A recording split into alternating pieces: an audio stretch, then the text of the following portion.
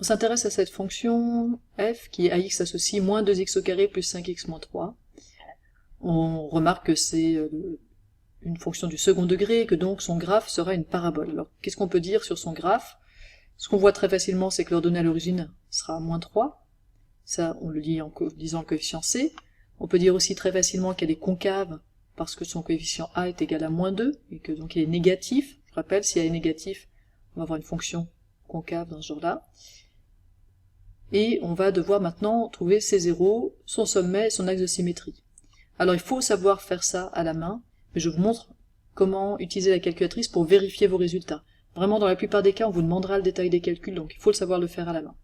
Maintenant, comment à la calculatrice on peut vérifier ces résultats en utilisant ici polysolve, donc seconde cosinus pour avoir polysolve, numéro 1 pour avoir une équation de second degré à rentrer, et donc je rentre au premier coefficient moins 2,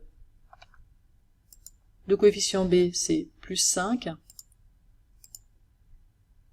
et le coefficient C c'est moins 3.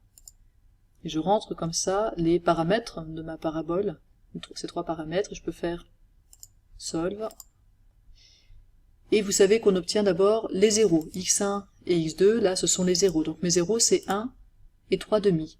Mais si vous continuez un peu, donc vous continuez, vous passez, hop, vous avez ici d'autres informations qui vont être intéressantes. On vous redonne le coefficient moins 2, on vous donne ensuite h qui est l'abscisse du sommet, donc l'abscisse du sommet est à 5 quarts, et k qui est l'ordonnée du sommet est à 1/8.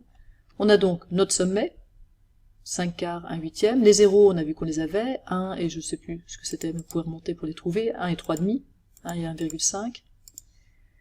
On a notre sommet donc 5 quarts, 1/8, et on a notre axe de symétrie, puisque l'axe de symétrie se situe au même niveau que l'abscisse du sommet, donc c'est une droite verticale d'équation x égale 5 quarts. Vous avez donc toutes les informations données par la calculatrice.